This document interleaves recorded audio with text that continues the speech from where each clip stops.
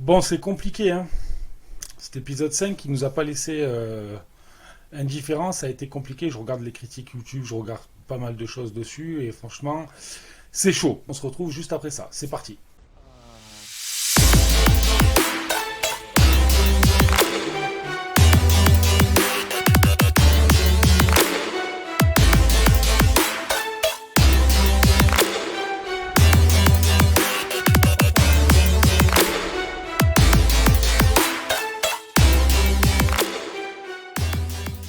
Yo les potes, c'est Axel, j'espère que vous allez bien. Aujourd'hui on se retrouve pour une vidéo consacrée à Game of Thrones, notamment l'épisode 5 qui fait énormément parler. Alors je vais être clair direct, je suis pas un youtubeur critique, je suis pas un youtubeur qui fait des reviews, théories, etc. Loin de ça. Maintenant en fait je suis un très gros fan de la série Game of Thrones, hein. D'accord, je vous propose depuis le début de la saison 8 des vidéos réactions. Et j'avais envie voilà, d'en parler de cet épisode parce que beaucoup de gens critique la série, chose vraiment que je peux comprendre, parce que pour ceux qui n'ont pas vu ma vidéo réaction, d'abord je vous invite à aller la voir, que vous compreniez un peu mon point de vue alors de maintenant, là, de suite. J'ai très mal réagi à cet épisode lors du premier visionnage. Voilà. Ça a été... ça a été une catastrophe pour moi. Pour moi, en fait, clairement, ils avaient détruit 8 ans de suivi, enfin 8 ans de bonheur en fait que j'avais vécu avec cette série. En un épisode, ils m'ont ruiné. Et en regardant l'épisode une ou deux fois derrière tout ça, je me suis dit, ben, en fait, non, c'est une suite logique à ce qui allait arriver. Maintenant, moi, ce que je reproche très simplement en fait à Game of Thrones et notamment à cette saison 8, bon, déjà, la saison 8 elle est folle. Voilà, elle me plaît. C'est une des meilleures saisons en termes d'action, etc. C'est vrai qu'on en prend plein les yeux, on en prend plein la gueule. Enfin, c'est vraiment monstrueux. Mais le problème qu'elle a, cette saison 8, c'est que ça va trop vite. Voilà, en fait, on n'a pas le temps d'apprécier les choses tellement, en fait, ça rush, quoi. C'est constamment en train d'aller à 10 000 km/h. On a nos personnages à Winterfell. 5 minutes après, dans l'épisode, on les retrouve à Pendragon. Et 5 minutes après, on les retrouve à King's Landing. Donc, c'est vraiment un truc de ouf, quoi. On n'a pas le temps, en fait, de savourer les choses. Chose que Game of Thrones nous avait pas du tout habitué à ça, en fait. Eux, ils nous avaient habitués à, justement, prendre leur temps, travailler les personnages, etc. Alors, même si c'est vrai que cette saison, c'est la saison finale, donc il faut faire des conclusions, mais je pense que la série aurait mérité peut-être 2 saisons de plus, notamment quand on voit la fin de l'épisode 5. Honnêtement, je ne vois pas du tout comment ils vont faire pour terminer en 1h14, parce que je crois qu'il va durer 1h14 l'épisode, hein, très exactement, le dernier, le sixième. Je vois pas comment ils vont faire pour conclure tout ça, quoi. Enfin, là où ça s'est fini, ça aurait mérité au moins une saison de plus pour préparer ce qui va arriver. Voilà, je dis rien, enfin je dis rien si je vais spoiler. Je suis obligé de spoiler dans cette vidéo, donc voilà. Mais ils vont être obligés, pour moi ils auraient dû mettre peut-être voilà 10 épisodes de plus pour préparer Jon, Sansa, enfin les Stark, toutes les maisons à combattre Daenerys, puisque Daenerys maintenant, ben, ça y est, c'est la Mad Queen, c'est la reine, c'est la grande méchante au final, hein, d'accord, de cette série. Et du coup, ben, quand on voit tout ce qu'elle a autour d'elle, ça va être compliqué de la faire tomber. Compliqué, et peut-être pas compliqué non plus. Donc voilà, je sais pas, enfin, je vois pas du tout comment, comment ça va se terminer. Franchement, je suis bloqué à ce niveau-là. J'ai beau chercher, je vais pas vous faire des théories dans cette vidéo, hein, vous inquiétez pas.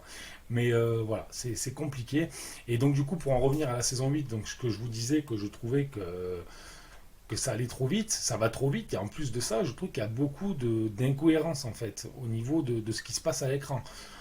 Bon, l'épisode qui m'a, on va dire, le plus choqué, ça a été l'épisode 4. Daenerys en dragon, elle vole tranquille avec Drogo et Rhaegal, elle se fait shooter par 3 flèches quand même, 3 carreaux direct. Donc Euron, il tape les trois dans le mille. Elle est à 3 000 mètres d'altitude, quoi. Elle ne voit rien. La bataille de Winterfell, on voit bien Daenerys quand même qui perd toute son armée, quoi. Il n'y a plus un, deux, trois qui, quand même. Les Immaculés, franchement, pareil. On les voit quand même tous crever à l'écran. On voit Vergris quand même quand il casse le pont sur la bataille de Winterfell. On voit bien qu'il est dégoûté de laisser tous ces hommes derrière. Et on n'en voit plus un quand tous les morts tombent dans Winterfell, qu'il y a Jon qui court, etc. Qu'est-ce qu'on voit? On voit Vergris, on voit Brienne, on voit Tormund, et on voit Sam, et peut-être un ou deux que j'ai oublié. mais on les voit se battre, mais on ne voit en aucun cas quelques Dothraki se battre à l'intérieur. Pour nous, ils sont quasiment tous rincés, quoi. Et là, on voit quasiment 5000 Dothraki dans la bande-annonce de l'épisode 6. Alors, il y en a qui vont me dire, ouais, mais peut-être qu'ils gardaient Castral Rock, parce que dans la saison 7, ils ont pris Castral Rock, etc. Oui, ok, d'accord. Mais si on ne le devine pas, ça, on peut pas... Enfin, je veux dire, si nous, on ne se l'imagine pas, il n'y a aucune explication à tout ça. Donc, je veux dire, voilà, ça va trop vite. Il y a trop de choses à l'écran qui se passent. Missandei qui se fait capturer, on ne le voit pas. On voit Vergris, la bataille, on ne la voit pas quand ils sont attaqués par les bateaux du Rhône au moment où ils tuent Régal. Vergris dit à Missandei, vite, prends une barque et barre-toi. On ne voit, enfin voilà, elle arrive à King's Landing, ni vue ni connue, elle est là, elle a débarqué là, quoi. Donc je veux dire, moi c'est ça en fait que je reproche à la saison 8, c'est que ça va trop vite. Et Game of Thrones nous avait pas habitués à ça, justement. Eux, eh ben, ils nous avaient habitués à des épisodes travaillés, quitte à ce que ce soit peut-être même un peu long, mais au final c'était quand même bien, parce qu'on avait un travail sur tous nos personnages. Et là, ben, on n'a pas le temps de les apprécier, quoi. Cersei Lannister qui est annoncée comme la grande méchante. Bon, c'est vrai, c'est le bon coup de buzz parce que du coup, bon, personne s'y attendait. Enfin, si, il y en a qui s'y attendaient, mais moi personnellement, je m'attendais vraiment à ce que Cersei fasse mal et au final, non. En fait, c'est Daenerys qui va leur faire très mal, quoi. Mais Cersei, je m'attendais beaucoup plus à la voir à l'écran dans cette saison 8 que dans les autres saisons. Et au final, on la voit, allez, épisode 1, quand elle couche avec Euron, etc., et qu'elle reçoit la compagnie dorée. On la voit dans dans l'épisode 4. Et l'épisode 5, on la voit quoi 10 minutes. Franchement, à tout péter, 10 minutes. Et elle a une jolie scène de fin avec Jamie enseveli sous Port-Réal, quoi. Donc, je veux dire, voilà. Donc, tout ça, ça m'a un peu foutu en l'air à la fin de l'épisode. Et après, en le re-regardant, du coup, bah, je me suis dit, ouais, bah, c'est vrai que c'est quand même pas mal. C'est un bon épisode. Voilà, faut juste que bah, ils ont réussi leur coup, quoi. Ils nous ont frustrés et ça a marché. Maintenant, je pense qu'il y a beaucoup de gens voilà, qui sont déçus, et notamment moi, enfin, on est déçus plus ou moins sur la vitesse à laquelle ça va, quoi, en fait. On n'a pas le temps d'apprécier, quoi. On sait que ça y est, il reste un épisode là. Moi, je vous le dis clairement, je suis au fond du seau. Game of Thrones, c'est quand même la série, la plus grande série pour moi de tous les temps, et de toute façon, quoi qu'il arrive, même si ça se finit très mal, je défendrai toujours Game of Thrones, parce que Game of Thrones m'a fait vivre des émotions que jamais je n'avais vécues devant ma télé. Réellement, hein. Même pour un match de la Coupe du Monde, je n'étais pas comme ça, parce que je ne sais pas si vous avez vu mes réactions, mais allez les voir. Bon, c'est vrai, je me fais un peu de pub, mais bon, voilà, il faut bien. Mais allez les voir et franchement, vous allez voir. À chaque fin d'épisode, j'ai l'impression de sortir d'un match de rugby, quoi. Enfin, je suis retourné complètement. Et il n'y a pas de cinéma, il n'y a pas de mise en scène que dalle. On met une caméra, on se filme, certes, pour regarder l'épisode, mais tout ce que vous voyez à l'écran, c'est pas surjoué, je vous le jure, je vous le promets. C'est vraiment ce qu'on ressent. La caméra, même, on l'oublie. Donc, je veux dire, tellement, ben, les épisodes sont intensifs. Maintenant, voilà, moi, ce que je reproche à cet épisode 5, et ben voilà, c'est que ça va trop vite. Daenerys, ok, elle passe du côté obscur, voilà. C'est vrai que on s'y attendait, ça a été un cumul de beaucoup de choses qu'elle avait en elle, etc. Elle a perdu Jorah, elle a perdu Missandei dans l'épisode 4, elle a perdu quand même toutes ses armées. En plus, personne ne l'aime. Depuis qu'elle est arrivée, ben, du coup, tout le monde lui crache un peu dessus, quoi. Donc, tout ça, c'est une accumulation, on va dire, de choses qu'elle garde en elle. Et à la fin, dans cet épisode 5, elle nous fait péter. Mais ça va trop vite. Voilà, le moment où elle regarde Cersei, c'est pas Cersei, mais qu'elle regarde le château, et qu'on voit son visage qui commence à sombrer, on se dit qu'est-ce qu'elle va faire. Mais on se dit, il faut qu'on se le devine, quoi. On peut pas, y a rien qui nous explique en fait que ben, ça y est, elle est en train de péter un câble. Et moi, c'est ça en fait que je reproche à cet épisode 5, c'est ça qui me dérange en fait, c'est qu'on n'est pas dans la tête de Daenerys. Donc en fait, en tant que spectateur, il faut qu'on devine ce qu'elle pense. Bon, c'est sûr que c'est évident, mais je veux dire, j'aurais aimé que ce soit plus travaillé. Je compare beaucoup Daenerys, du coup, le chemin qu'elle a pris, à celui d'Anakin dans Star Wars. Même si, attention, les gros fans de Star Wars ne me tombez pas sur la gueule. Oui, tu comprends, ça n'a rien à voir. C'est pas ça le problème, je m'en fous. Je vous dis juste que Anakin, c'est quelqu'un de bien, qui se bat contre le mal, et à la fin, ben, il devient tout ce qu'il a juré, tout ce qu'il avait juré de combattre. Et c'est en plus la phrase que lui dit Obi-Wan. Et Daenerys, elle est en train de prendre, et elle a pris du coup le même chemin, exactement le même. Voilà, tout ce qu'elle avait juré de combattre, et ben, elle le devient. Ça devient une tyrante, elle brûle tout le monde, elle tue femmes, enfants, etc. Tout ça pourquoi? Pour un trône de fer. Anakin, lui, il veut quoi? Il veut sauver Padmé, ben, il pète un câble, il tue des gosses, etc. Donc ça, c'est exactement plus ou moins le même chemin. Sauf que ben, Anakin, il est beaucoup plus travaillé, je trouve, au moment, on va dire, où il sombre dans le côté obscur. On voit vraiment son évolution dans l'épisode 3, où il sombre. Voilà, on le voit petit à petit. Daenerys, d'un épisode à un autre, c'est tout feu, tout flamme, quoi. Enfin, c'est froid et chaud, quoi. Ça veut dire que l'épisode d'avant, on sent qu'elle est un peu vénère, etc. Mais de passer de quelqu'un d'énervé à quelqu'un qui arrive avec son dragon et qui brûle absolument tout là où elle voulait régner, parce que là, franchement, je vois même plus ce qu'elle va régner, quoi. Elle va régner sur des cendres. Voilà, quand elle te dit, je vais pas devenir la reine des cendres, ben si, du coup, oui.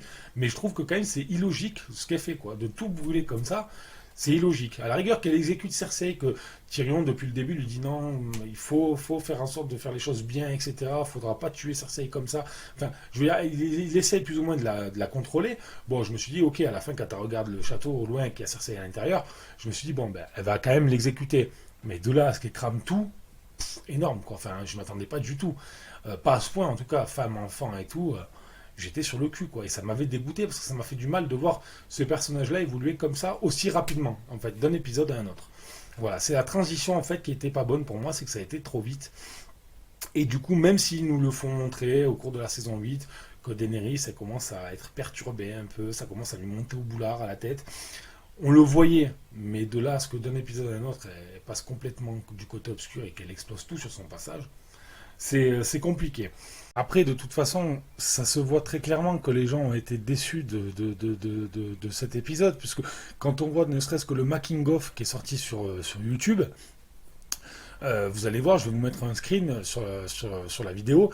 On voit très bien le nombre de likes de la vidéo sur les coulisses et le nombre de dislikes. Vous allez voir, c'est hallucinant.